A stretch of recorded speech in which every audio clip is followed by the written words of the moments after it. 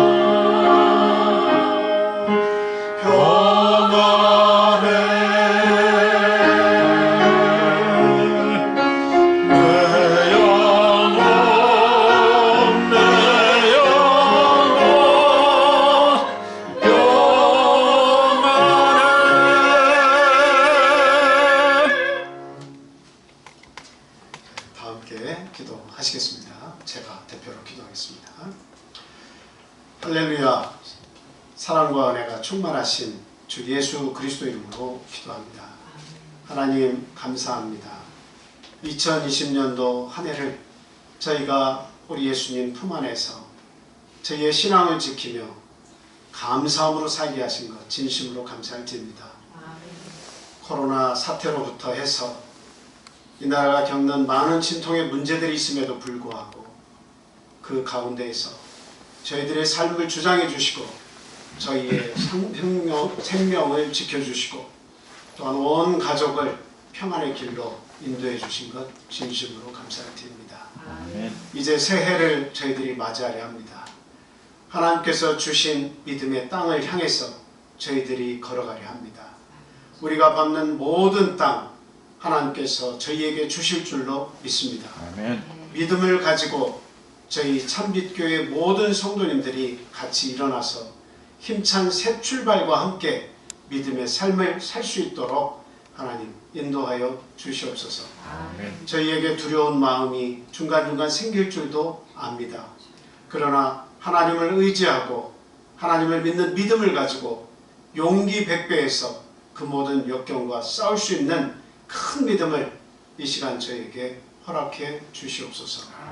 또한 하나님의 말씀을 사모하는 마음을 저희에게 허락하여 주셔서 하나님 말씀 없이는 이 세상 그 무엇과 싸워서 승리할 수 없다고 한 사실을 믿게 하여 주시고 온전히 하나님의 말씀을 배우고 하나님의 말씀에 순종해 살 수 있는 그와 같은 믿음을 이 시간 저에게 주시기를 간절히 소망합니다. 하나님 코로나의 사태가 아직 끝나지 아니하고 지금 2021년도 계속해서 저희의 곁에 있으며 저희의 생명을 위협하고 있습니다. 하나님 그러나 이런 일들을 참 우리가 믿음으로 싸워 이길 수 있다고 저희들 믿습니다. 하나님이 계신 곳에 어떤 두려움도 우리와 함께 할 수 없다고 한 사실을 저희들 알고 있습니다. 하나님 이 모든 싸움에서 지지 않고 물러서지 않도록 하나님 저희와 함께하여 주시옵소서. 온전히 하나님 앞에 순종할 때 저희에게는 승리의 나팔만 있다는 사실 알고 믿고 행하게 인도하여 주시옵소서. 오늘 저에게 주시는 말씀을 통해서 좀 마음속에 기쁨을 회복하여 주시고 온전히 말씀을 통해서 우리 영혼이 치유받는 아주 귀한 시간이 될 수 있도록 도와주시고 2021년 새해 첫 출발이 하나님의 말씀으로부터 시작함에 감사하며 하나님께 영광 돌리는 시간 되게 이 시간 주장하여 주시옵소서. 아멘. 예수 그리스도 이름으로 감사하며 기도합니다. 아멘. 아멘. 예수 그리스도 이름으로 하나님의 말씀 전하도록 하겠습니다. 오늘은 여호수아 1장 1절에서부터 9절까지 있는 말씀을 가지고 은혜를 나누도록 하겠습니다. 우리 한번 같이 읽어보도록 하겠습니다. 여호수아서 1장 1절에서부터 9절까지 있는 말씀입니다.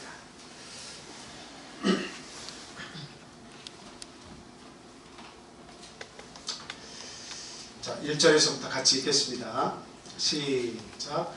여호와의 종 모세가 죽은 후에 여호와께서 모세의 수종자 눈의 아들 여호수아에게 말씀하여 이르시되 내 종 모세가 죽었으니 이제 너는 이 모든 백성과 더불어 일어나 이 요단을 건너 내가 그들 곧 이스라엘 자손에게 주는 그 땅으로 가라. 내가 모세에게 말한 바와 같이 너희 발바닥으로 밟는 곳은 모두 내가 너희에게 주었노니 곧 광야와 이 레바논에서부터 큰 강 곧 유브라데 강까지 해쪽 속의 온 땅과 또 해지는 쪽 대해까지 너희의 영토가 되리라. 내 평생에 너를 능히 대적할 자가 없으리니 내가 모세와 함께 있었던 것 같이 너와 함께 있을 것임이니라. 내가 너를 떠나지 아니하며 버리지 아니하리니 강하고 담대하라. 너는 내가 그들의 조상에게 맹세하여 그들에게 주리라 한 땅을 이 백성에게 차지하게 하리라. 오직 강하고 극히 담대하여 나의 종 모세가 내게 명령한 그 율법을 다 지켜 행하고 우로나 좌로나 치우치지 말라. 그리하면 어디로 가든지 형통하리니 이 율법책을 내 입에서 떠나지 말게 하며 주야로 그것을 묵상하여 그 안에 기록된 대로 다 지켜 행하라. 그리하면 내 길이 평탄하게 될 것이며 내가 형통하리라. 내가 내게 명령한 것이 아니냐. 강하고 담대하라. 두려워하지 말며 놀라지 말라. 내가 어디로 가든지 내 하나님 여호와가 너와 함께 하느니라 하시니라. 아멘. 2021년도 새해가 이제 밝았습니다. 우리 성도님들 참 한 해 동안도 고생하셨고 하나님이 지켜주셔서 너무 감사한 그런 마음뿐입니다. 이제 새해도 역시 하나님께서 저와 여러분의 가정에 함께 하신다고 하는 사실 꼭 믿으시고 21년 한 해도 이렇게 하나님과 동행하는 삶을 통해서 위로와 또 소망을 가지고 사시기를 바라며 또 하나님께 영광 돌리는 그런 삶을 사시기를 예수님의 이름으로 축원을 드립니다. 자, 오늘은 하나님이 함께 하십니다 라는 제목을 가지고 같이 은혜를 나누도록 하겠습니다. 여기 말씀에 이제 본문의 내용을 우리가 간단하게 생각해 보면 모세가 이제 죽었습니다. 그리고 그 뒤를 이어서 눈의 아들 여호수아가 지도자가 됐죠. 그래서 이제 이 요단강을 건너서 이제 가나안 땅에 들어가서 이 가나안 땅을 정복을 하고 그 땅을 이제 이스라엘 백성들에게 분배하는 그런 과정이 남아 있죠. 그런데 이 여호수아에게 문제가 하나 있었어요. 그 문제가 뭡니까? 두려움의 문제였습니다. 오늘날 저희들이 이제 생각을 해보면 과연 나의 두려운 문제는 무엇인가? 나의 문제는 뭔가 지금? 뭐 이런 걸 여러 가지 생각을 많이 합니다. 뭐 재물에 대한 문제가 있을 수 있습니다. 뭐 가정을 운영하기 위해서 또 내가 사업을 운영하기 위해서 어떤 그런 재정적인 문제가 나의 가장 큰 필요의 문제다 이렇게 생각을 할 수가 있습니다. 또 건강의 문제가 있습니다. 참 내 이 아픔, 이 몸의 육신의 이 문제를 어떻게 해결할 것인가 뭐 그렇게 고민하는 분들도 또 계시리라 믿습니다. 뭐 그 기타 사회에서의 문제 또 내가 개인적으로 또 가지고 있는 남모르는 아픔의 문제 여러 가지가 있을 수 있어요. 근데 그 문제를 통째로 다 이렇게 묶어보면 결국 무슨 문제입니까? 두려움의 문제입니다. 치우침의 문제예요. 그래서 여호수아가 지금 가나안 땅을 눈앞에 두고 모세에게 약속한 대로 내가 그 땅을 너에게 줄 테니까 네가 진격해서 들어가서 그 땅을 차지해라 라고 말씀을 하고 있는데 이 모세의 지도자의 그 모세의 밑에서 충성을 다한 건 사실이지만 그러나 내가 지도자가 되어서 그 땅에 들어가서 이 백성을 명령하고 이 백성들에게 전쟁을 지휘해서 땅을 나눠준다는 건 사실은 굉장히 두려운 일입니다. 그래서 이제 저희들도 이렇게 교회에서 봅니다만 그 직분자가 된다고 하는 것에 대해서 굉장히 두려움을 느끼시는 분들이 많이 있어요. 평신도의 삶을 살다가 내가 교회의 임원이 되어서 뭔가를 하려고 할 때 아무것도 알지 못하고 내가 참 충성스러운 삶을 그 삶을 살다가 내가 이 어떤 지도자의 어떤 그런 자리로 올라가서 뭔가 하나님의 일을 한다고 할 때에 두려움이 앞설 수가 있습니다. 그런 두려움이 여호수아에게 있었던 이야기죠. 그때 하나님께서 말씀하십니다. 뭐라고 말씀하십니까? 강하고 극히 담대하라고 얘기합니다. 강하고 극히 담대하라. 그러면 어떻게 했다? 그 결과가 뭡니까? 어떻게 하시겠다고요? 그 땅을 너에게 주겠다. 그렇게 말씀하시죠. 그러면서 1절부터 마지막까지 하나님의 그 마음은 열렬하게 지원하는 자의 모습으로 내가 그 땅을 너에게 줄게. 아무 염려하지 말고 들어가. 이렇게 얘기하고 있는 것입니다. 그래서 오늘 이 말씀 속에서 한 3가지 정도를 저희들이 한번 주목해서 같이 생각을 할까 합니다. 먼저 첫 번째로 말씀을 드리고자 하는 것은 하나님께서 주신 땅으로 가라라는 말씀을 먼저 드립니다. 하나님께서 주신 땅으로 가라. 1절에서 4절까지 있는 말씀 제가 한 번 더 읽어드리겠습니다. 1절에서 4절 말씀 한번 보여주세요. 여호와의 종 모세가 죽은 후에 여호와께서 모세의 수종자 눈의 아들 여호수아에게 말씀하여 이르시되 내 종 모세가 죽었으니 이제 너는 이 모든 백성과 더불어 일어나 이 요단을 건너 내가 그들 곧 이스라엘 자손에게 주는 그 땅으로 가라. 내가 모세에게 말한 바와 같이 너희 발바닥으로 밟는 곳은 모두 다 내가 너희에게 주었노니. 예. 그러면서 쭉 이야기하면 너희의 영토가 이와 같을 것이다. 이렇게 이야기하고 있죠. 2절로 한번 보여주세요. 2절에 보면 그 핵심이 뭐라고 되어 있습니까? 2절에 보니까 이스라엘 자손에게 주는 그 땅으로 가라. 이렇게 되어 있습니다. 저희들이 이 말씀을 이렇게 공부하다 보면 네가 밟는 모든 것은 다 너에게 주겠다. 여기에 이제 초점을 맞춰서 말씀을 하다 보면 그냥 아무데나 가서 내가 가는 곳은 다 하나님께서 함께 하시고 내가 가는 곳은 다 하나님께서 지원하시고 모두 다 내가 밟는 땅은 다 주시구나. 이렇게 생각하는 경우가 종종 있습니다. 내가 하는 모든 일에 하나님이 복 주실까요? 여러분 어떻게 생각하세요? 내가 하는 모든 일에 하나님이 다 개입하셔서 복 주실까요? 이 말씀대로는 그렇습니까? 안 그렇습니까? 그렇지 않습니다. 어디로 가라고 얘기하고 있어요? 내가 그들 곧 이스라엘 자손에게 주는 땅으로 가라고 그렇게 얘기하고 있어요. 하나님께서 주신 땅으로 가라고 그렇게 이야기하고 있습니다. 아브라함이 갈대아 우에서 잘 살고 있었죠. 아버지 데라와 함께 얼마나 거기는 곡창지대며 얼마든지 상업이 번성한 지대며 먹고 살 수 있는 길이 널려 있습니다. 그런데 하나님께서 아브라함에 나타나셔서 그 풍성한 땅, 먹고 살기 좋은 땅에서 왜 끄집어내서 굳이 하란을 통해서 가나안 땅으로 오게 그렇게 말씀하셨습니까? 내가 너에게 지시할 한 땅이 있다는 겁니다. 내가 너에게 지시할 한 성이 있다는 겁니다. 그 하나님께서 약속한 그 땅으로 가야 복을 얻는다라고 이야기하고 있습니다. 그게 이제는 쭉 나와서 이제 모세를 통해서 드디어 여호수아에게까지 이르러서 그 땅으로 이제는 그 민족이 들어가고 있는 것입니다. 중요한 것은 하나님께서 약속하신 땅이에요. 오늘날 저와 여러분들이 하나님이 약속하시지 않는 땅에 가서 복받기를 원하면 하나님께서 복을 주시겠습니까? 하나님이 기뻐하시지 않는 땅, 하나님이 원하시지 않는 땅에 가서 거기를 밟는다고 해서 동으로 서로 남으로 북으로 다 움직인다고 해서 그 모든 땅이 그 모든 재물이 내 것이 될 수 있겠습니까? 그렇지 않습니다. 우리에게 주신 땅이 있습니다.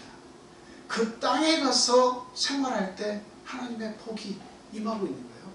그래서 우리가 지금 가나안이라고 하는 지역을 하나님께서 딱 정해주시고 그 땅을 이스라엘 민족에게 주시려고 하는 거예요. 그럼 오늘 하나님의 말씀을 믿는 영적 이스라엘 백성에게도 하나님께서 주시는 땅이 있습니다. 그 땅이 가나안이에요. 그럼 영적인 가나안은 어디겠습니까? 하는 거예요. 그게 오늘의 핵심입니다. 영적인 이스라엘 백성에게 하나님께서 주신 영적인 가나안 땅이 어디인가 라고 하는 거예요. 그것을 알아야 됩니다. 우리가 지금까지 쭉 신앙생활을 지금 하고 있지만 2021년도에도 역시 그 영적인 땅을 모르면 어디서 헤매게 되어 있는 거예요? 하나님이 지시하지도 않는 땅에서 그게 내 땅인 줄 알고 내가 밟기만 하면 하나님이 함께 하시고 내가 믿음이 있으니까 여기에 있어도 저기에 있어도 다 복을 받을 것이다. 이렇게 생각해서는 안 된다는 거예요. 하나님이 지시하신 땅이 있습니다. 우리 믿는 백성에게 하나님께서 주신 영적인 가나안 땅은 도대체 어디입니까? 한번 생각해보세요. 여러분 어딜까요? 교회입니다. 하나님께서 우리에게 주신 영적인 가나안은 바로 교회예요. 교회에는 뭐가 흐릅니까? 가나안 땅에 젖과 꿀이 흐른다고 했듯이 영적인 백성에게 먹고 살 수 있도록 그 속에는 생수의 강이 흐르는 거예요. 하나님의 말씀이 흐르는 거예요. 그곳에 들어가야 그 영적인 생수의 강을 먹고 마시면서 우리가 위로를 얻고 힘을 얻고 이 세상에 나가서 싸울 능력을 얻게 되는 것이다 하는 겁니다.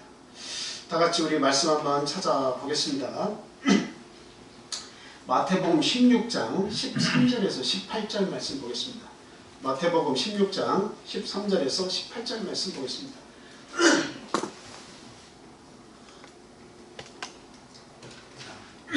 다 함께 읽어보겠습니다. 시작. 예수께서 빌립보 가이사랴 지방에 이르러 제자들에게 물어 이르시되 사람들이 인자를 누구라 하느냐? 이르되 더러는 침례 요한, 더러는 엘리야, 어떤 이는 예레미야나 선지자 중에 하나이다. 이르시되 너희는 나를 누구라 하느냐? 시몬 베드로가 대답하여 이르되 주는 그리스도시요 살아계신 하나님의 아들이시니이다. 예수께서 대답하여 이르시되 바요나 시몬아 내가 복이 있도다. 이를 내게 알게 한 이는 혈육이 아니요 하늘에 계신 내 아버지시니라. 또 내가 내게 이르노니 너는 베드로라. 내가 이 반석 위에 내 교회를 세우리니 음부의 권세가 이기지 못하리라. 아멘. 지금 제자들에게 말씀하십니다. 세상 사람들은 도대체 나를 어떻게 생각하느냐? 뭐 침례 요한이라고도 하고 예레미야 선지자 하나라고도 합니다. 그래? 그러면 너희는 나를 누구라고 생각하냐? 물으셨어요.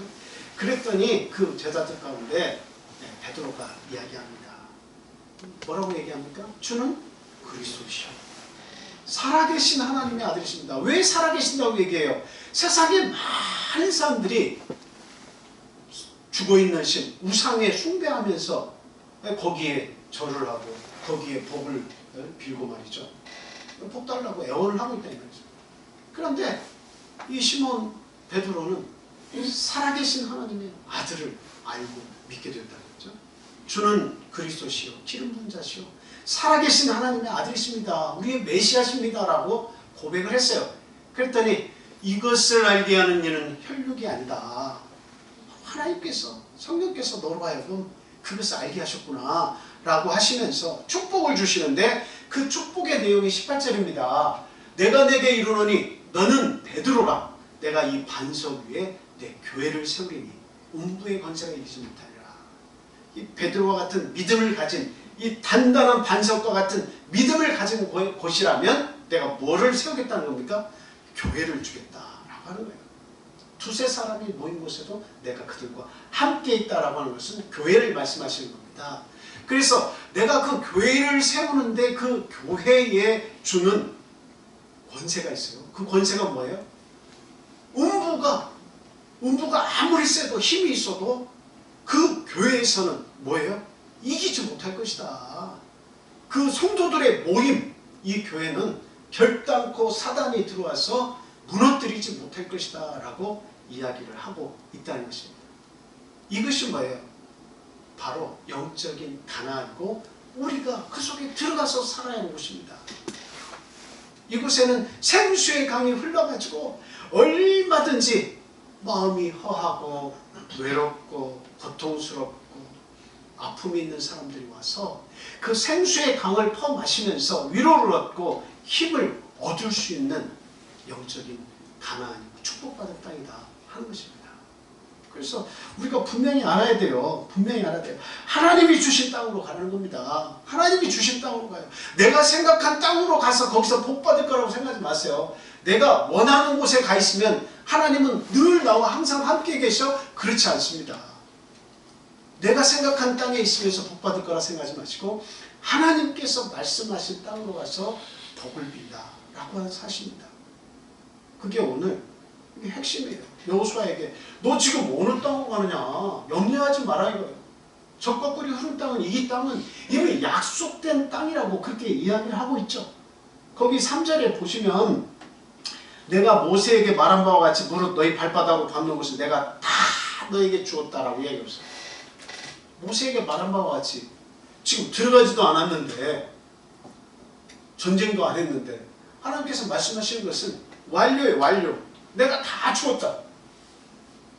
다 이긴 싸움을 싸우라는 겁니다. 이긴 싸움을 싸우라는 거예요. 이미 승리는 정해져 있어요. 그 가나안 족속이 아무리 강하더라도 하나님의 백성이 들어가서 거기서 싸우면 어떻게 된다는 겁니까? 이미 싸움은 정해져 있어요. 하나님의 백성이 이기는 것입니다. 이미 이긴 싸움을 싸우라고 하는 거예요. 모세 때부터가 아니라 저기 아브라함으로 거슬러 올라가서 아브라함, 그 다음에 이삭, 그 다음 야곱, 요셉, 그리고 모세를 통해서 영도에서 또 여호수아를 통해서 들어가는 이 시점까지 이 땅은 이미 하나님께서 다 주셨다. 이미 주신 거예요. 주신 땅을 밟고 주신 땅에서 이미 전쟁을 이기게 하셨다고 이미 선언하시고 싸우는 이 싸움은 해보나마 안에 무조건 이깁니다. 그 싸움을 싸우라 하십니다. 오늘날 우리가 영적인 가난에 들어와서 뭔가 이 속에서 참 불편하고 내가 교회의 삶을 살면서도 신앙 안에서 이거 참 재미도 없고 여기서 시간 때우는 것도 힘들고 이렇게 내가 한 또 1년을 살아야 하는구나 생각했을 때 막막하고 만약에 이런 마음이 있다면 이것은 아직 하나님을 모르는 것이고 하나님의 우리를 사랑하시는 그 마음을 이해하지 못한 데서 온 거예요. 그러니까 참 우리는 이런 그 믿음의 장소에 들어와서 하나님이 이것을 예배해 준 사실에 우리는 감사해야 돼요. 이 세상에서 모든 것을 다 누리는 부유한 자도 나중에 결국 종착지가 어디냐? 죽음이고 그리고 공허함입니다. 마지막에 이런 것은 다 누려도 죽음이고 공허함, 거기에 다 이르러요. 그러고 보면 세상이라고 하는 것이 별것이 없다는 것을 다 깨닫게 됩니다. 여러분들 솔로몬이 세상의 영화를 다른 사람이 누리는 것에 비교할 수 없을 정도로 다 누렸죠. 근데 그가 참 그 전도서를 떼면서 한 말이 뭡니까? 헛되고 헛되며 헛되고 헛되도다. 모든 것이 헛되도다라고 이야기하고 있어요. 누릴 때는 좋았습니다. 누릴 때는 좋았어요. 근데 누려보면 누려볼수록 이게 공허해지는 거예요. 결국 이것이 전부인가? 내 인생의 전부인가? 나는 나이를 먹고 그리고 몸이 쇠약해져서 즐거운 것, 기쁜 것이 기쁨으로 여겨지지 않고 즐거움으로 여겨지지 않고 이제는 죽음이라는 것이 점점 나에게 엄습해 올 때 내가 경험했던 그 훌륭하고 아름다운 모든 것들이 결과적으로 별것이 아니더라는 거죠. 그런 것이 다 찾아오는, 이건 뭐 부유한 사람에게 찾아오는 것만이 아니라 가난하게 살았던 어떻게 살았던 간에 모든 사람이 겪는 공허함과 슬픔과 아픔, 외로움 이런 것들이 찾아오게 되어 있습니다. 그래서 이러한 세상에서 하나님께서 만들어주신 그야말로 영적인 그런 생명이 넘치는 곳이 있어요. 하나님께서 그곳으로 오라고 우리를 영적인 갈대아우름, 죄악이 넘칠거리는 이 세상에서 뽑아내어서 어디로 지금 들어가게 하시는 거예요? 왜? 영적인 가난이 교회로 가라라고 이야기하는 거예요. 믿음이 있는 곳으로 가라. 하나님께서 주관하고 통치하시는 곳으로 들어가라고 그렇게 얘기하는 거예요. 이곳에는 하나님의 진리의 말씀이 있습니다. 하나님께서 우리와 함께 하시고 위로를 해주신다고 하는 사실이에요. 자, 이사야서 56장 6절에서 8절 말씀 한번 보겠습니다. 자, 이사야서 56장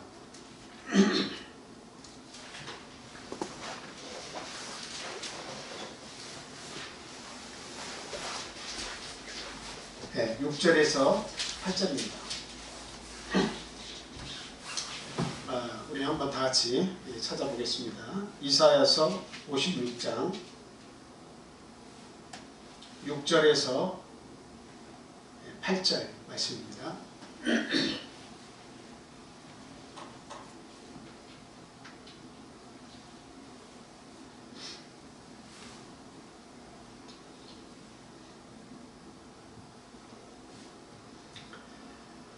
이사야서 56장 6절에서 8절 다 같이 읽어보겠습니다.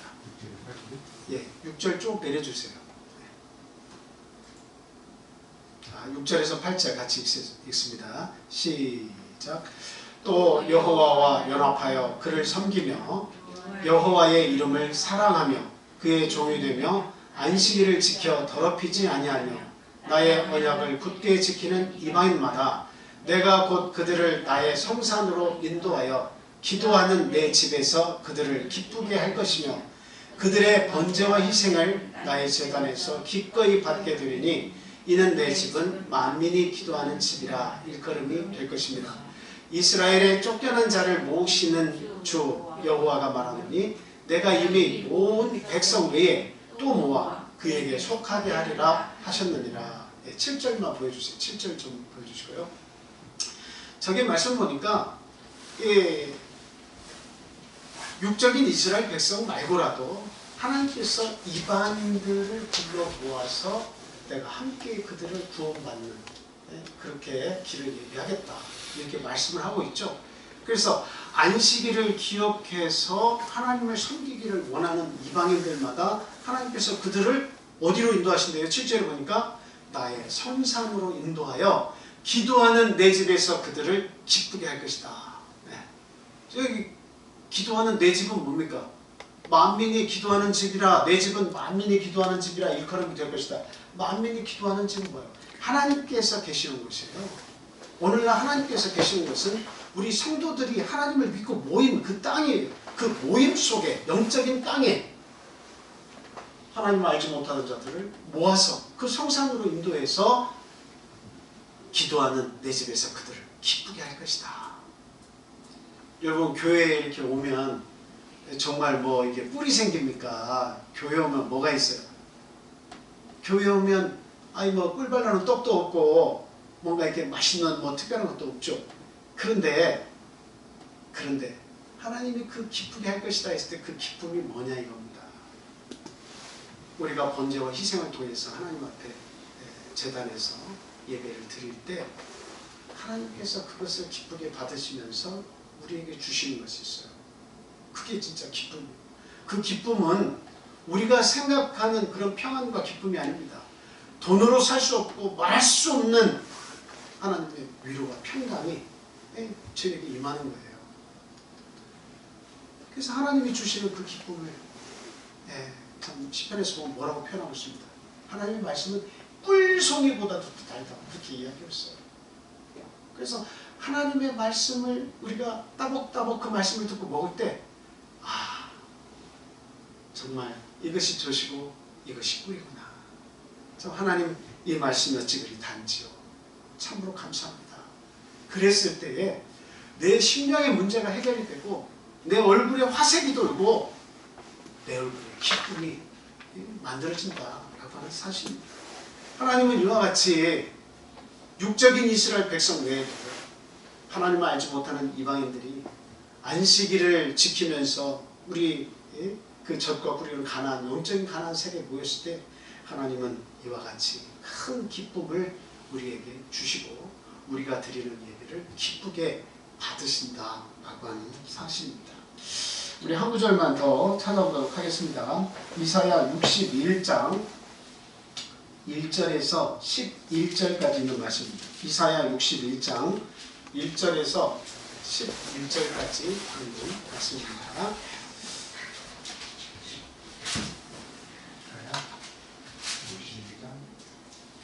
이사야 61장 1절에서 11절. 자, 먼저 1절에서 3절을 읽고 10절 11절 건너뛰어 10절 11절 읽겠습니다. 이사야 61장 1절에서 11절까지 있는 말씀. 자, 먼저 1절에서 3절까지 읽겠습니다. 시작. 주 여호와의 영이 내게 내리셨으니 이는 여호와께서 내게 기름을 부으사 가난한 자에게 아름다운 소식을 전하게 하려 하심이라. 나를 보내사 마음이 상한 자를 고치며 포로된 자에게 자유를, 갇힌 자에게 노임을 선포하며.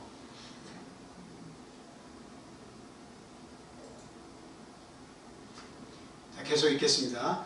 여호와의 은혜의 해와 우리 하나님의 보복의 날을 선포하여 모든 슬픈 자를 위로하되 무릇 시온에서 슬퍼하는 자에게 화관을 주어 그 죄를 대신하며 기쁨의 기름으로 그 슬픔을 대신하며 찬송의 옷으로 그 근심을 대신하시고 그들이 의의 나무 곧 여호와께서 심으신 그 영광을 나타낼 자라 일컬음을 받게 하십니다.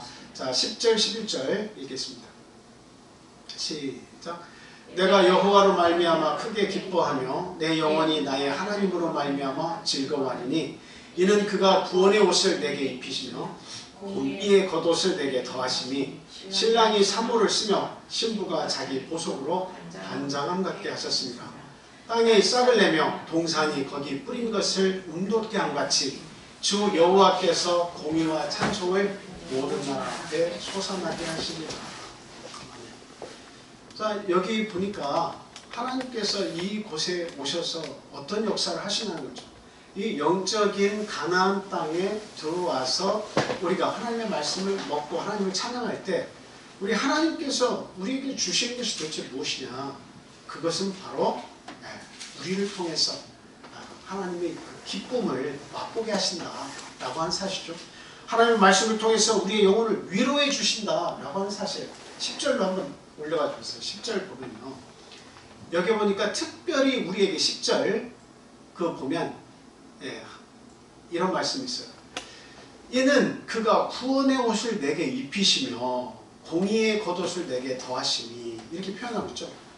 가장 아름다운 역사가 가나안 땅이 교회에서 이루어지는 가장 큰 역사가 무엇입니까? 그가 구원의 옷을 내게 입히신다는 사실이에요. 여러분 구원의 옷은 어떤 내용일까요? 하나님께서 구원의 옷을 내게 입히신다 했을 때 그 구원의 옷은 뭐예요? 그것은 이 침례를 통해서 우리를 구원하시는 겁니다. 하나님께서 침례를 통해서 구원의 옷을 입히시고 공의의 겉옷을 내게 더하신다라고 하는 거예요. 이것은 하나님의 신부로서 깨끗한 행실을 우리에게 더해 주신다라고 하는 사실이죠.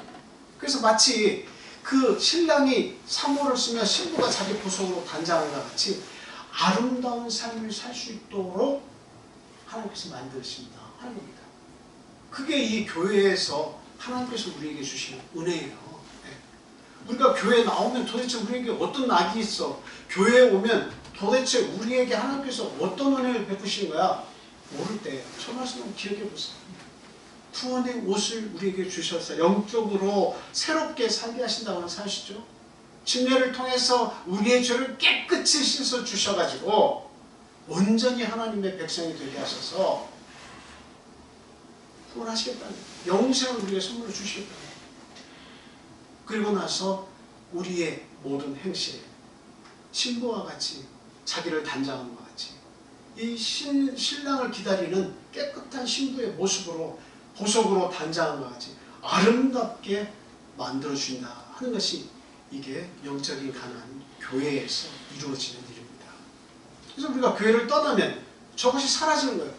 구원의 옷도 더러워져서 나중에 그 구원의 옷이 더러워지면 그게 거지인지 하나님의 백성인지 어떻게 알겠습니까? 영적으로 다 더럽혀져 가지고 하나님에 대한 기억이 가물가물해지고 하나님의 백성으로 살지 않고 오직 세상에서 세속화되어서 살다 보면 모든 믿음의 요소를 다 잃어버리면 그것이 하나님께서 우리 예수 그리스도께서 재림하실 때 신랑으로 오시는데 신부의 모습이 되겠습니까? 거룩한 행실이 거기서 나타나겠습니까? 그렇지 않죠. 그래서 이 세상은 잠깐이고 우리가 뭐 이렇게 참 영화로운 것을 추구하지만 다 나이가 먹고 나면 아무것도 아니라는 사실이에요. 정말 영원한 세계가 있다고 하는 사실을 우리는 알아야 돼요. 그래서 그 영원한 세상에 들어갈 수 있도록 준비를 해주는 곳은 다른 곳이 아니라 바로 교회다라고 하는 사실이에요. 그래서 하나님께서 교회를 통해서 우리에게 구원의 옷도 주시고 그리고 공의의 겉옷 거룩한 행실을 가지도록 우리에게 교육을 시켜주시고 우리를 보호하신다. 제 가운데서 무너지지 않도록 보호해 주신다고 하는 사실입니다. 그래서 이 교회는 그와 같이 대단히 중요한 곳이에요. 그래서 우리 예수님의 사역, 왕성한 움직임, 하나님의 지원이 있는 이 교회를 우리가 떠나서는 우리의 깨끗한 행실을 지킬 수도 없으며 우리의 후원을 유지할 수도 없다라고 하는 사실을 알아야 됩니다. 그래서 지금 이 모세가 죽고 나서 여호수아에게 하나님께서 하신 말씀과 같이 내가 내게 지시하는 땅으로 가는 그거 네가 원하는 땅으로 가지 말고 내가 너에게 준 땅으로 가라는 사실을 이 세상에 살면서 잊지 말아야겠어요. 2021년도 한 해는 우리가 과거에 어떻게 살았든지 간에 과거는 다 있더라도 이 새해에는 어느 땅으로 들어가야 돼요? 어느 땅에 들어가기를 힘써야 됩니까? 영적인 가나안 교회로 들어가서 살기를 힘써야 된다 하는 말씀을 아주 강력하게 드립니다. 교회를 떠나서는 살 수 없습니다. 여기가 젖과 꿀이 흐르는 땅이에요. 하나님의 말씀이 흘러요. 우리를 거룩하게 하시는 역사가 이 교회에 있다고 하는 사실을 분명히 믿으시고 순종하는 삶 사시기를 예수님의 이름으로 축원을 드립니다. 자, 두 번째 드리고자 하는 말씀은요. 하나님께서 이 가나안 땅에 들어온 모든 자에게는 하나님께서 함께 하신다라는 약속을 주셨답니다. 하나님께서 함께 하신다라고 해요. 하나님이 함께 하신다라는 내용의 그 정확한 뜻은 뭡니까? 그냥 함께 하셔. 그 말은 뭐예요?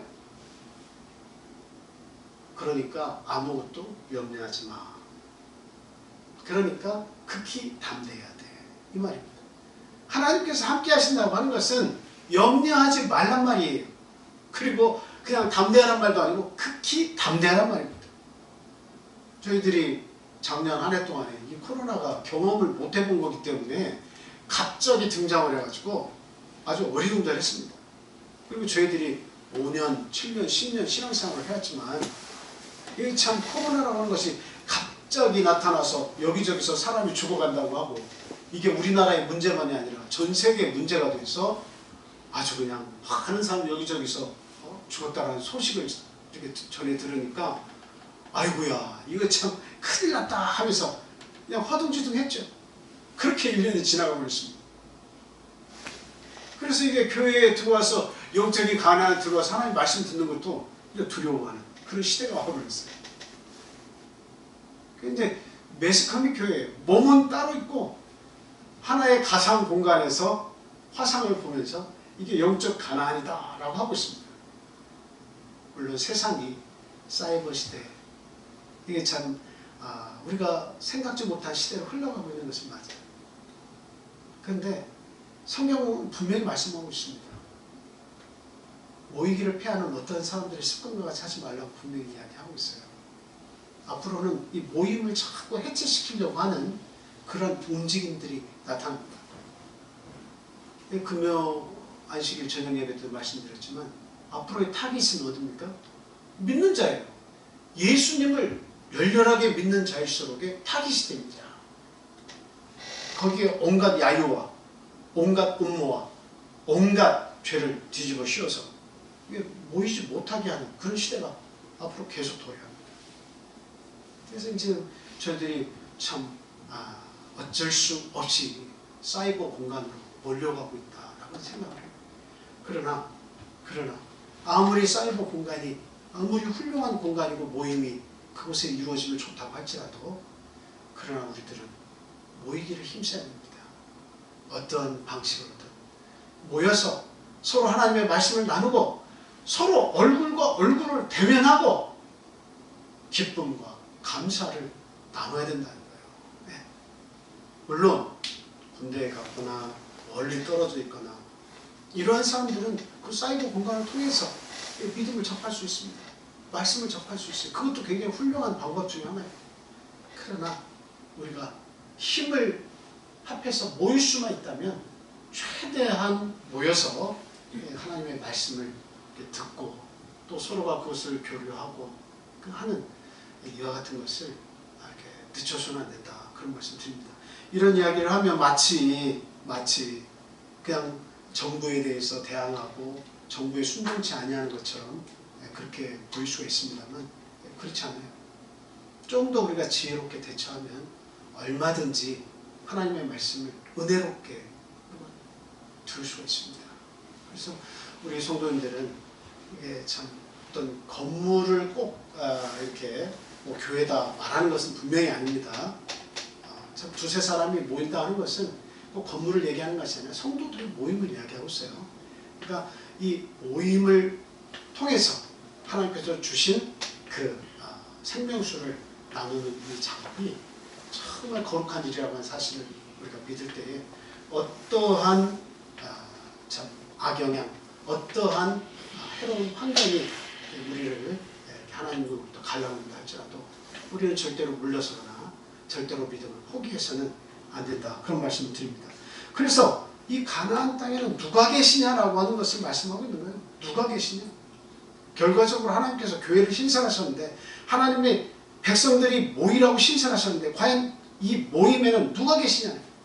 내가 그들 중에 함께 있느니라 이렇게 말씀하고 있어요. 교회에는 하나님께서 함께하고 계십니다. 그래서 지금 정부에서는 그 교회에서 이게 방역을 제대로 못해가지고 확진자가 나왔대 해서 막 이슈로 만들어가지고 그 교회가 지탄의 대상이 되게 만들고 이렇게 하지만 그럴 수 있습니다. 나올 수 있어요. 그러나 결국 하나님께서 그 생명 지켜주십니다. 그 믿음을 우리가 가져야 돼요.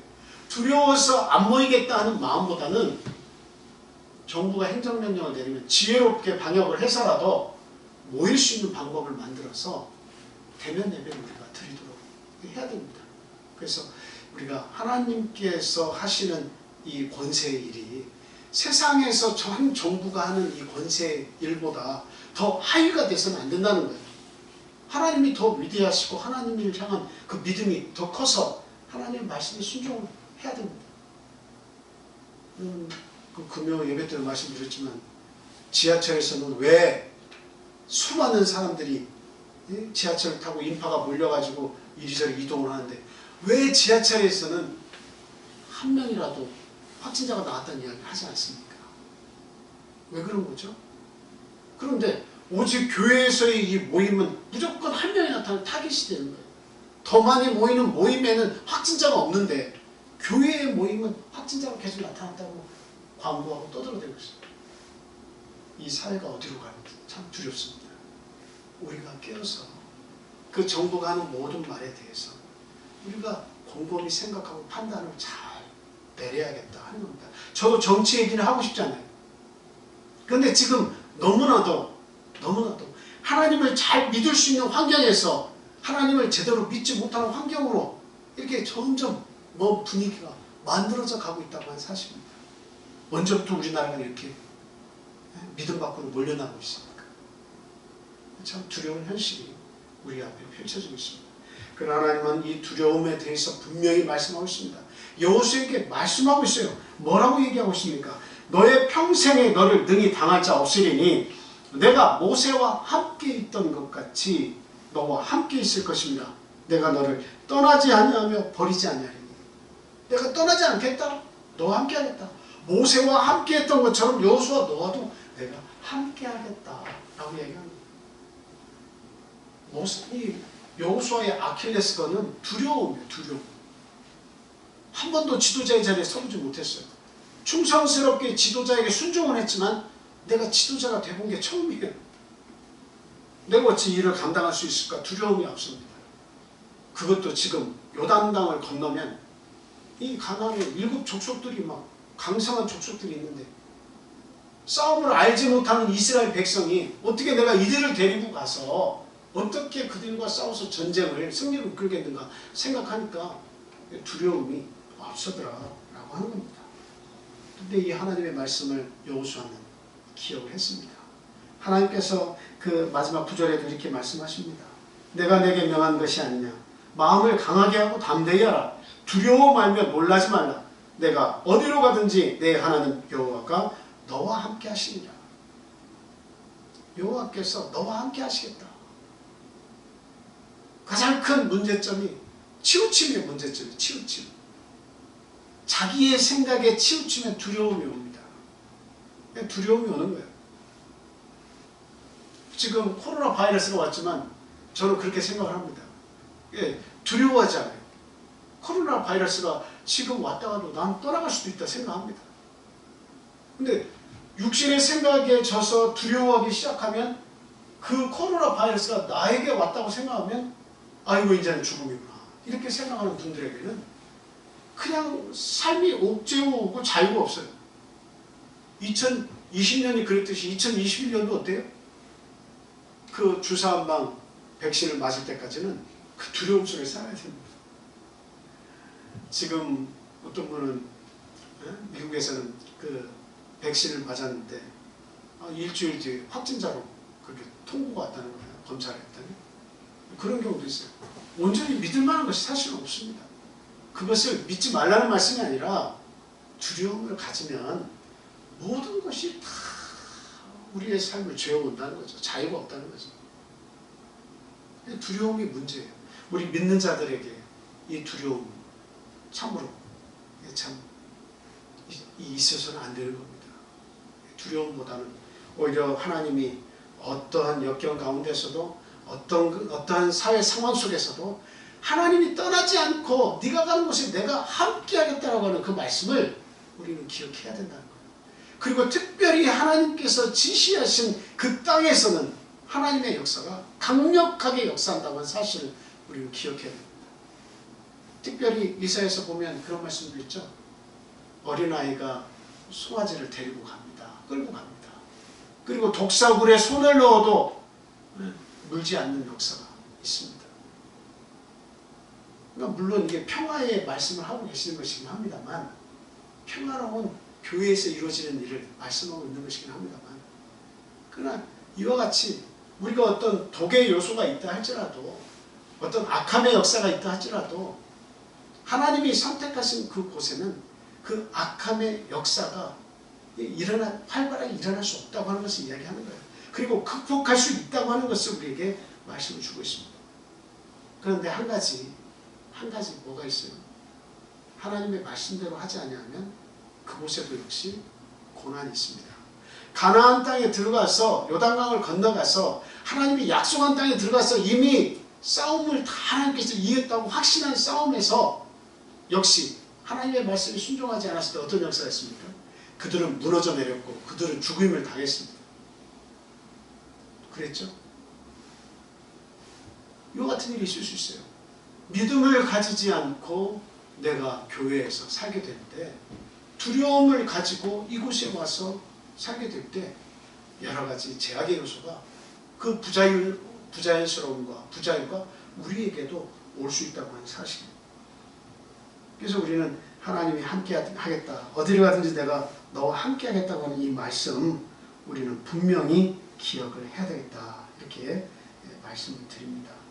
시편 42편 8절에서 11절 말씀 한번 보겠습니다. 시편 42편 8절에서 11절.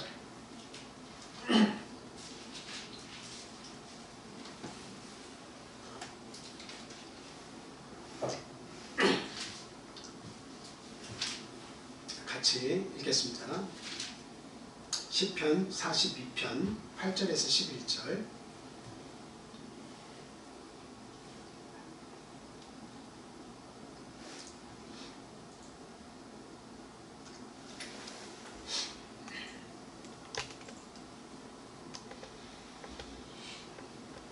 같이 읽겠습니다. 시작. 낮에는 여호와께서 그의 인자하심을 베푸시고 밤에는 그의 찬송이 내게 있어 생명의 하나님께 기도하리로다. 내 반석이신 하나님께 말하기를 어찌하여 나를 잊으셨나이까? 내가 어찌하여 원수의 압제로 말미암아 슬프게 다니니까 하리로다. 내 뼈를 찌르는 칼같이 내 대적이 나를 비방하여 늘 내게 말하기를 내 하나님이 어디 있느냐 하도다. 내 영혼아, 내가 어찌하여 낙심하며 어찌하여 내 속에서 불안해하는가? 너는 하나님께 소망을 두라.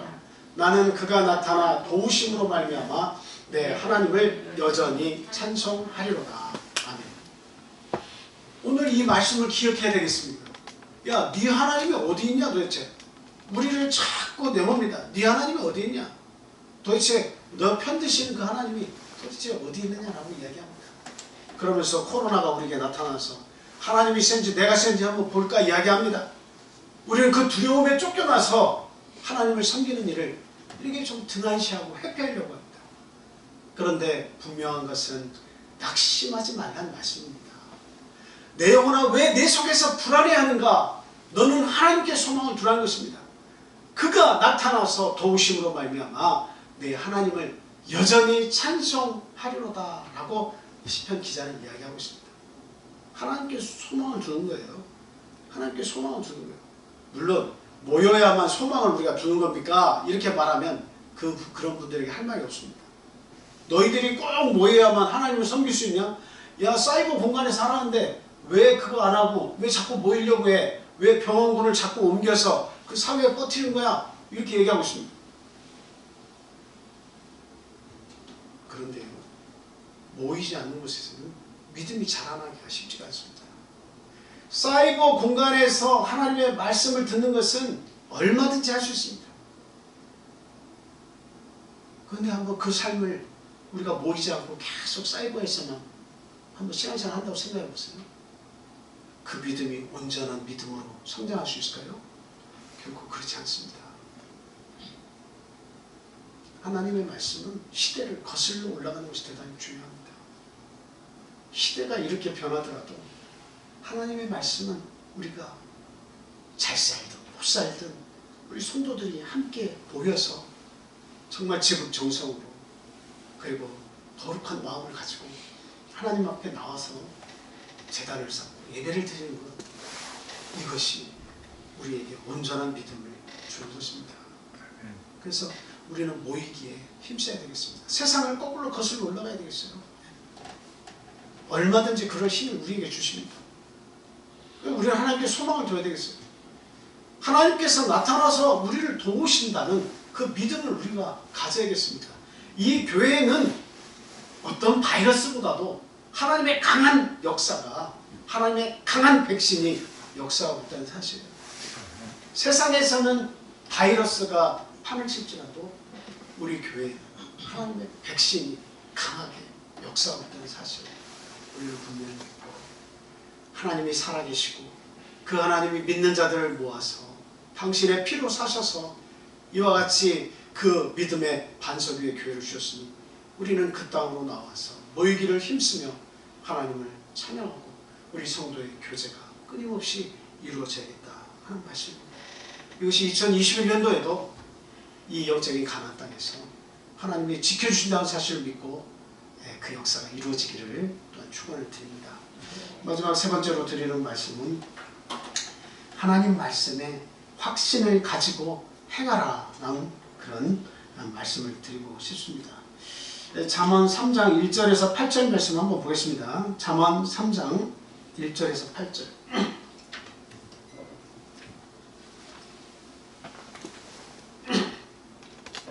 자, 함께 읽겠습니다.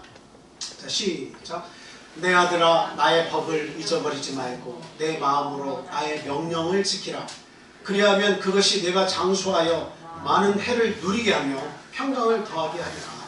인자와 진리가 내게서 떠나지 말게 하고 그것을 내 목에 매며 내 마음판에 새기라.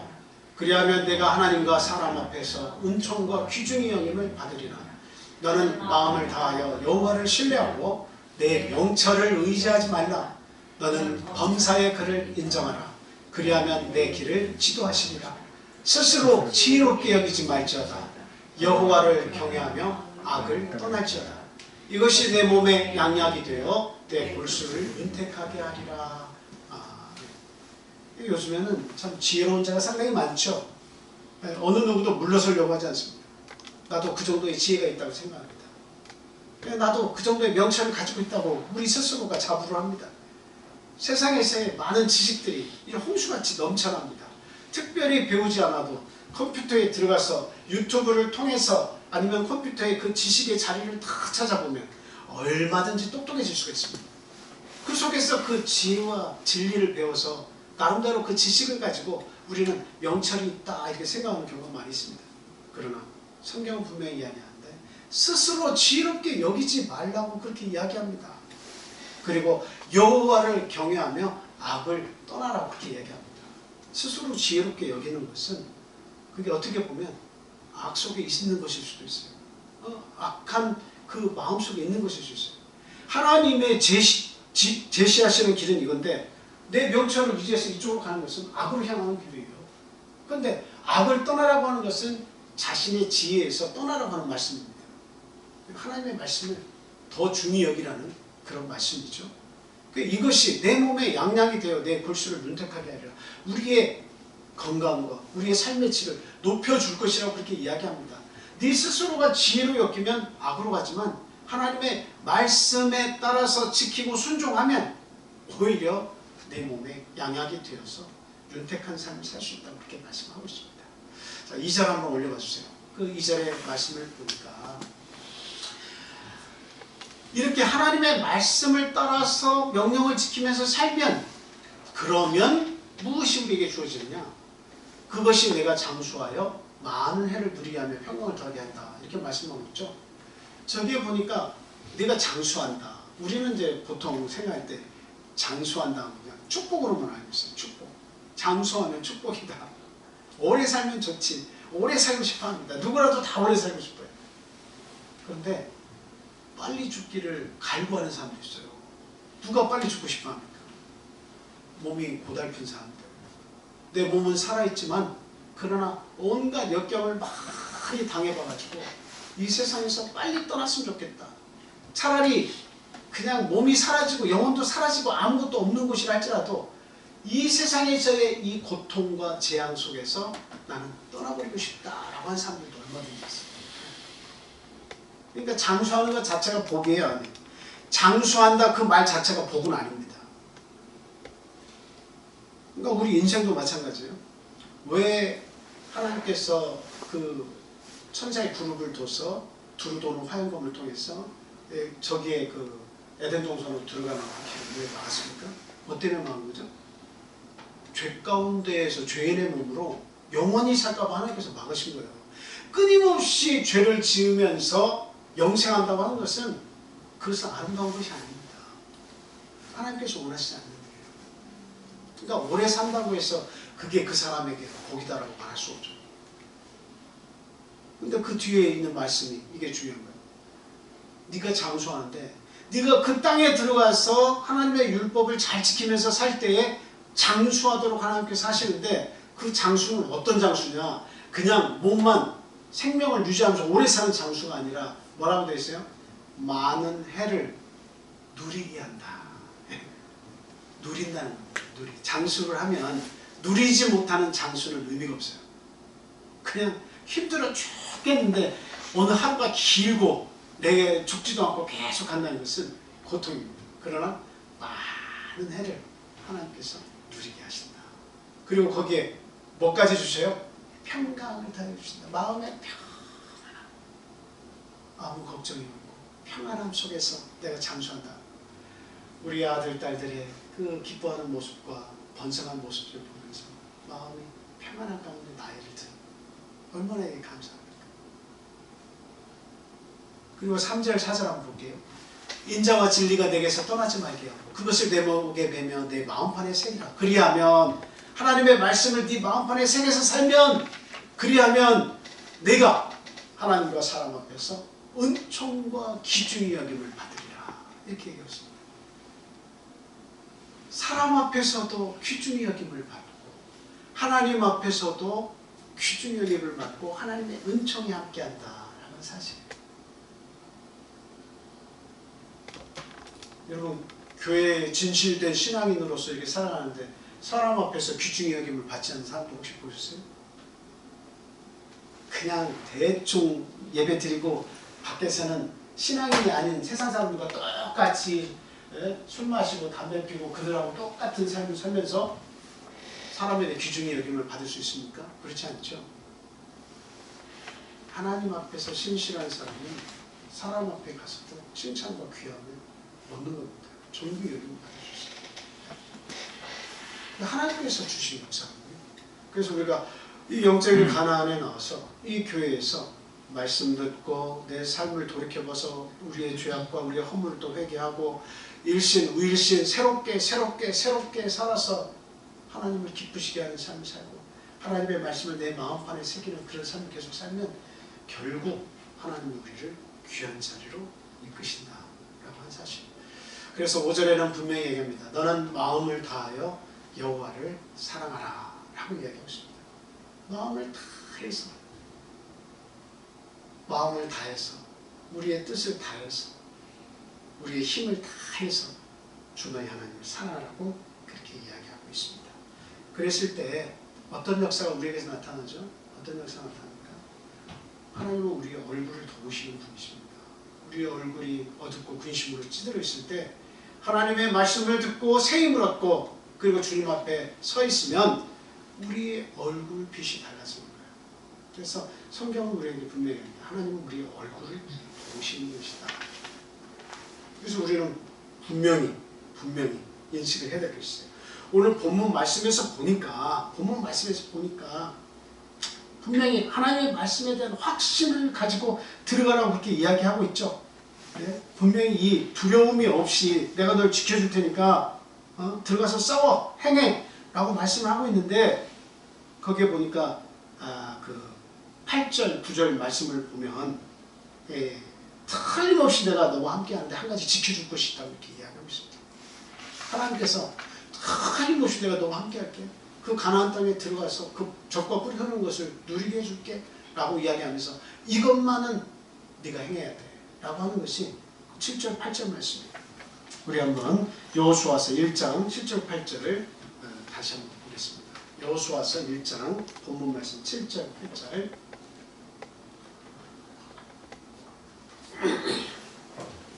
자, 읽겠습니다. 시작.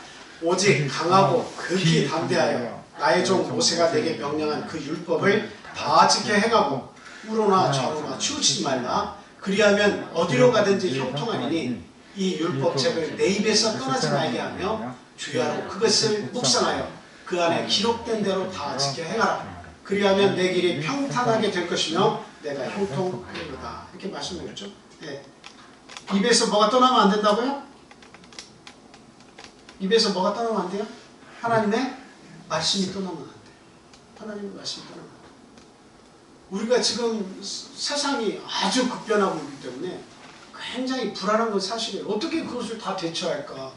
막 우리의 어떤 계획과 뭔가 이렇게 준비함이 없는 그런 삶 속에서 세상이 막 급변을 하고 있어요. 어떻게 되어갈지를 잘 모르는 거예요.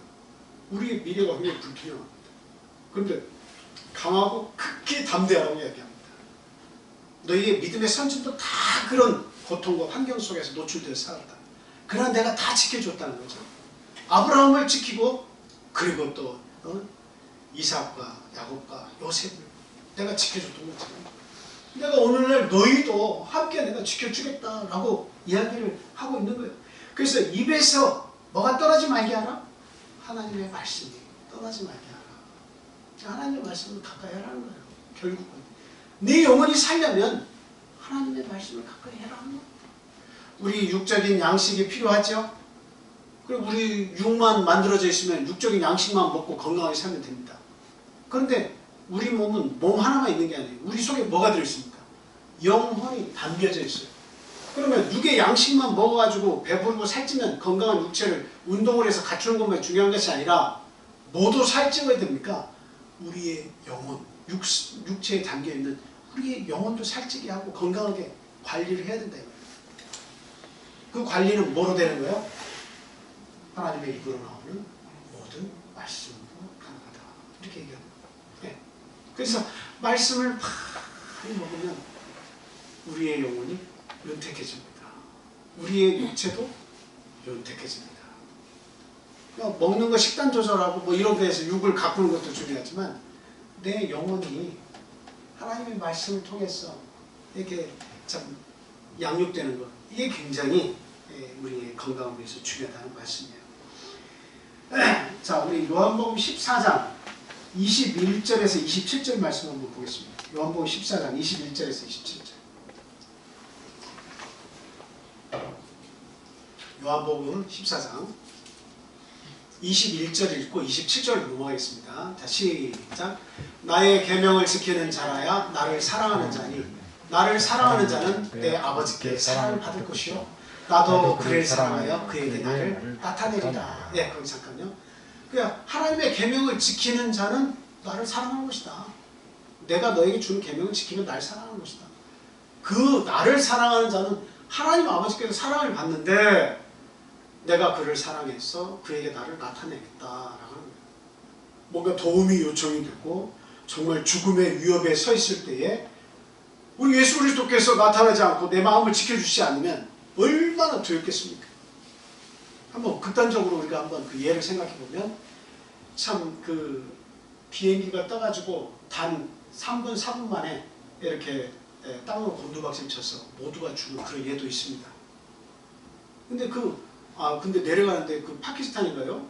거기서 이렇게 보니까 2명이 살았다고 하잖아요.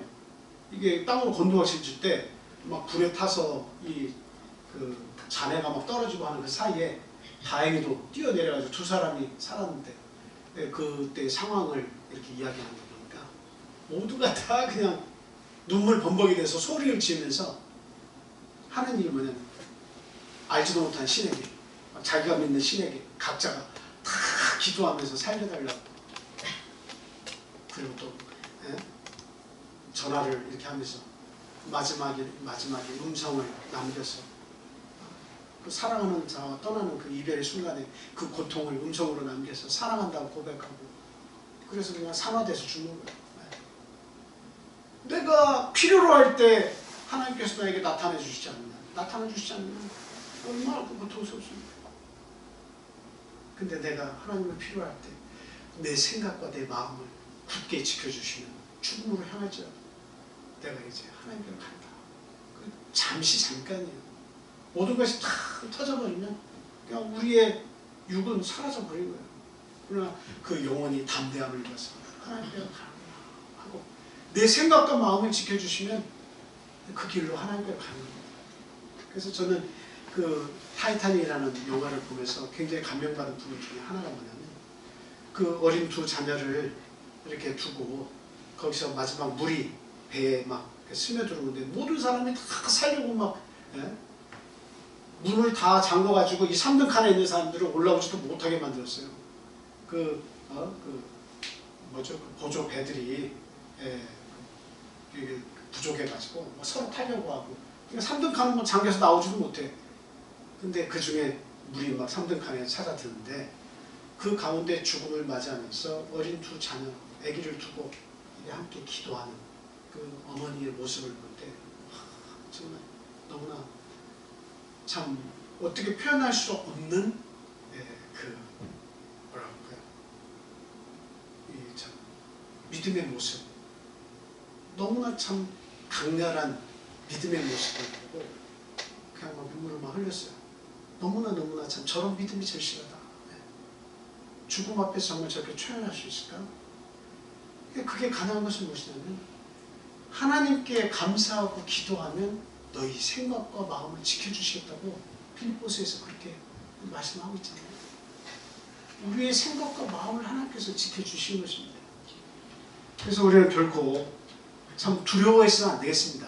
하나님을 믿는 백성으로 세상에서 온갖 일어나는 어려운 일들에 대해서 피해만 가려고 하지 말고, 지혜롭게 하나님이 원하시는 방법대로 내 명철을 의지하려고 하지 말고, 하나님의 뜻이 무엇인지를 알아서 지혜롭게 하나님을 섬길 수 있는 그런 길을 우리가 걸어야겠다 하는 말씀을 드립니다.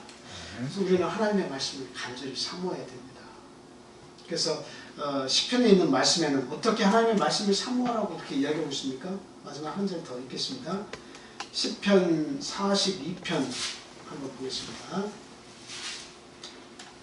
1절에서 5절까지 있는 말씀, 1편 42편 1절에서 5절 말씀 큰 소리로 같이 읽겠습니다.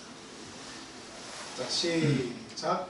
인도자를 따라 부르는 노래. 자, 시작. 하나님이여, 사슴이 신음물을 찾기에 갈급함 같이 내 영혼이 주를 찾기에 갈급하나이다. 내 영혼이 하나님 곧 살아계시는 하나님을 갈망하나니 내가 어느 때에 나아가서 하나님의 얼굴을 볼까. 사람들이 종일 내게 하는 말이 내 하나님이 어디 있느냐 하오니 내 눈물을 비추어 내 음식이 되었도다. 내가 전에 3일을 지키는 무리와 동행하여 기쁨과 감사의 소리를 내며 그들을 하나님의 집으로 인도했더니 이제 이 일을 기억하고 내 마음이 상하도다. 내 영혼아, 내가 어찌하여 낙심하며 어찌하여 내 속에서 불안해하는가. 너는 하나님께 소망하라. 그가 나타나 도우심으로 말미암아 내가 여전히 찬송하리로다. 아멘. 여기 보니까 하나님, 사슴이 시냇물을 찾기에 갈구함 같이 내 영혼이 주를 찾기에 여전히 갈구합니다. 이렇게 얘기하고 있습니다. 여러분, 사슴이 그 뜨거운 동물이에요. 예. 아주 막 물이 없으면 살 수 없는 그런 동물입니다. 그리고 다혈질이기 때문에 열을 많이 가지고 있습니다. 근데 여러분, 동물의 왕국이나 이런 것들을 보면, 다큐멘터리를 보면 그 사슴이 악어에게 잡혀 먹는 모습들을 한 번씩 보실 거예요. 그거 왜 그런 거예요? 물 없이는 못 사니까. 물 없이는 못 사니까.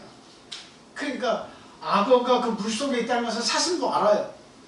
그럼에도 불구하고 그 사슴이 물을 찾아서 갈급한 마음을 가지고 찾아서 행할 때 보면 악어가 있어도 갑니다. 가서 그 물을 먹습니다. 사슴이 얼마나 간절하면, 그 물이 얼마나 간절하면 그 위협이 있고 죽음에 노출이 된 상황에서도 그 물을 쫓아서 가겠습니까? 그와 같이 성경은 뭐라고 하는 거예요? 다혈질의 사슴이 물을 필요로 해서 그 죽음의 위협이 있어서 물가에 가는 것 같이 우리의 심령이 어떻게 된다는 겁니까? 갈급함을 가지고 있으라 하는 겁니다. 갈급함을 가지고 있으라. 하나님의 말씀에 대한 갈급함을 가지고 있어라. 그냥 세상에서의 갈급한 그런 것만을 내가 이것을 추구하면서 살지 말고 사람이 떡으로만 살 것이 아니고 하나님의 입으로 나오는 모든 말씀으로 살 것이니라. 그 갈급함, 영의 갈급함을 가지라는 거예요. 육의 갈급함만 가지고 살지 말고 네 영혼이 죽어가고 있으니 그 영혼을 살리는 갈급함을 가지고 사슴과 같이 죽음의 위협이 있어도 가서 물을 찾는 것처럼 아무리 코로나가 위협을 해도 우리는 하나님의 말씀 없으면 죽지 않느냐. 갈급한 마음을 가지고 하나님 앞에 나와라. 그러나 사슴이 물에 가서 악어에게 잡혀먹는 한이 있어도 그러나 우리 하나님은 지켜주시겠다는 겁니다. 내 영혼아 내가 어찌하여 낙심하며 어찌하여 내 속에서 불안해하는가. 너는 하나님께 소망을 들어. 그가 잠잠하시겠다고요? 아니요. 나타나서 도우심으로 말미암아 네가 여전히 찬송할 것이다. 2021년 한 해도 우리 성도님들 입에서 찬송이 끊이지 않기를 원합니다. 아멘. 하나님의 말씀을 사모하는 그 마음을 아주 뜨거운 마음으로 갈급한 마음으로 하나님의 말씀을 사모해서 정말 하나님이 나타나서 우리를 도우시겠다고 하는 그 역사를 눈으로 보시기 바랍니다. 오늘 이렇게 하나님께서 가나안 땅에 들어가려고 할 때 두려워하는 여호수아에게 나타나서 믿음을 주시는 것 같이 공부했습니다. 같이 기도하겠습니다. 할렐루야. 사랑과 은혜가 충만하신 예수님의 이름으로 기도합니다. 하나님 감사합니다. 오늘 새해 첫날에 저희들에게 귀한 하나님의 영의 양식을 주셔서 감사합니다. 하나님 말씀으로 출발해서 우리의 인생이 말씀으로 이게 마지막 종지부를 찍을 수 있도록 하나님 우리의 말씀을 우리에게 항상 넉넉히 주시옵소서. 우리 영혼이 사슴이 참 물을 찾는 갈급한 마음을 가지고 나아가는 것처럼 우리의 영혼이 하나님의 말씀을 갈급하는 그러한 삶을 살게 주님 인도하여 주시옵소서. 하나님의 생명수가 역사하는 우리 교회를 주시고 그 교회에 나와서 하나님을 섬길 수 있는 은혜 베푸심에 진심으로 감사합니다. 하나님 이 땅에서의 온갖 어려움과 부패와 여러가지 악한 상황과 죄악들이 넘실거리는 곳에서 우리 하나님의 영적 가난인 이 교회를 주셔서 우리를 거룩하게 구별하시고 그리고 그 속에서 하나님의 말씀을 배워서 정말 세상에 칭찬받는 자가 되게 하시니 진심으로 감사합니다. 신부가 단장한 것 같이 거룩함을 하나님의 말씀을 통해서 단장할 수 있도록 하나님 도우시옵소서. 하나님 저희들의 앞날에 정말 하나님의 크신 은총이 함께 하셔서 두려움보다는 하나님을 바라보며 믿음 백배한 삶을 살 수 있도록 시간 함께하여 주시옵소서. 하나님을 떠나는 불상사가 우리에게 나타나지 않도록 하나님 도와주시옵소서. 어떤 어려움 속에서 굴하지 않게 하시고 어떠한 두려움 속에서도 하나님의 손을 놓는 일이 없도록 하나님 우리의 마음의 손 꼭 붙잡아 주시기를 간절히 소원합니다. 하나님 이 새해를 정말 우리의 결단을 통해서 하나님께 예배드리기를 원합니다. 정말 모이기에 힘쓰는 저희들의 믿음이 되게 도와주시옵소서. 모여서 하나님의 말씀을 듣고 배우면서 그 기쁨이 충만하도록 하나님 저희와 함께해 주시옵소서. 우리의 인생이 하나님 떠나서는 물고기가 물을 떠나 살 수 없는 것과 같다는 그와 같은 말씀처럼 하나님 말씀 떠나서 살 수 없다는 것을 깨우치게 하여 주시고 온전히 진리의 말씀 속에 거하며 2021년도 한 해를 정말 믿음으로 싸워서 승리하는 한 해가 되게 주님 도와주시옵소서. 아멘. 이곳을 떠나 있는 우리 사랑스러운 가족들 어디 있든지 또 우리의 부모님과 모든 우리와 관계된 친구와 우리 이웃들 하나님 그 영혼들을 불쌍히 여겨주시고 그들에게 하나님을 알 수 있는 기회를 또한 주시기를 간절히 소원합니다. 코로나를 통해서 이 세계와 우리나라가 고통을 겪고 있습니다. 하나님, 급변하는 사회 속에서 또 이런 코로나 속에서 우리의 사회를 돌봐주시고 그리고 세계 질서를 하나님께서 바로잡아 주시옵소서. 악이 선을 지배하지 않도록 선이 악과 싸워서 분명히 승리한다는 것을 깨우치게 하여 주시옵소서. 자, 예수 그리스도 이름으로 감사하며 기도합니다. 아멘. 네, 주기도문으로 마치겠습니다. 하늘에 계신 우리 아버지여, 이름이 거룩히 여김을 받으시오며 나라의 임하옵시오며 뜻이 하늘에서 이룬 것 같이 땅에서도 이루어지이다. 오늘날 우리에게 일용할 양식을 주옵시고 우리가 우리에게 죄 지은 자를 사하여 준 것 같이 우리의 죄를 사하여 주옵시고 우리를 시험에 들게 하지 마옵시고 다만 악에서 구하옵소서.